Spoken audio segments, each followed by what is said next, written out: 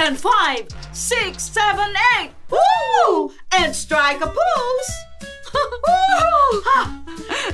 Ang pakakak ng choreo mo, bestie.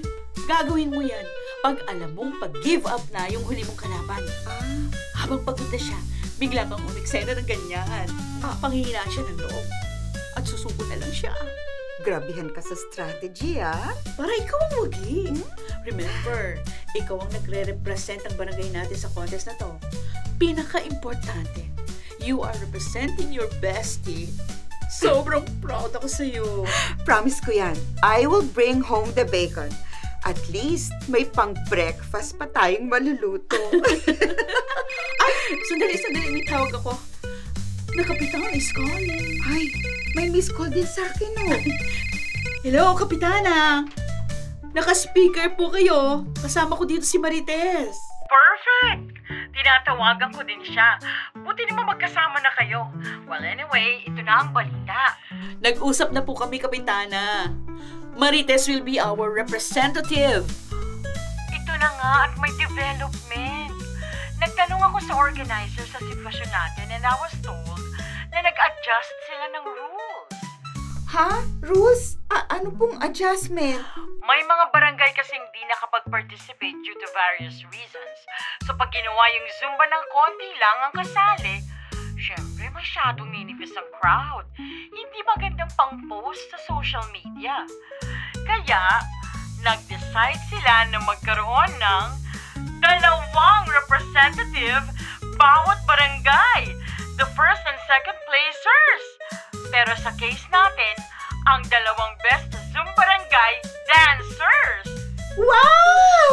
Wow! The dance duo is back!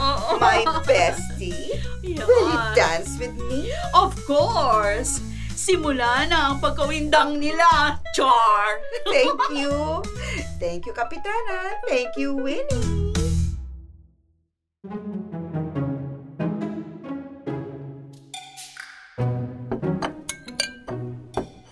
Uy, excited ako dyan. Alam niyo ba ang nanay niyo at tita Winnie niyo?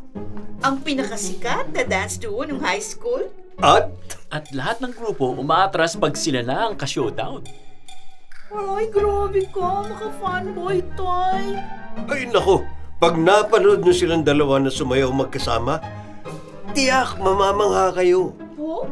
Para ba kayong mantsa na nanonood habang tinutunaw kayo unti-unti ng surf detergent? Ano? Alam mo yung feeling na hangang-hanga ka? Hindi mo alam, lusaw ka na pala.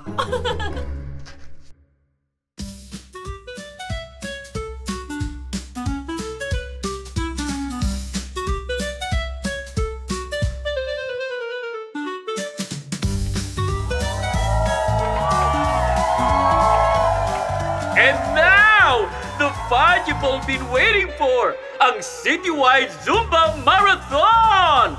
Dance to sugod, dance to pagod, and dance to death! Naku, dire-diretsyong music hanggang may mag-quit at mag-quit at mag-quit! Titigil lang tayo hanggang meron tayong top 2. At sa top 2 na yon, lalabas ang ating Ultimate Zumba Survivor! Ladies and gentlemen, i-cheer natin ang ating mga representative! Ayan, ako!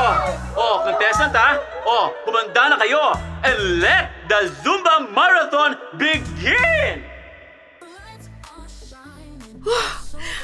Kukunti na lang kami. More chances of winning na ito. Ano? Gay pa ba, Winnie? Teka, napapagod na yata ako. Pero, kunti na lang kami. I-fight ko na lang ito! Aba, tingnan niyo ang isa nating contestant, no? Papaalis siya sa kanyang posisyon at sumasayaw siya while approaching another contestant. Best friend, okay ka pa? Ay, pagod na. Pero, kaya pa to. Less than 10 na lang tayo. Todo na natin to. Game! Ayan ako, the two dancers are now side by side. Anong balak nilang dalawa? And 5, 6, 7, 8!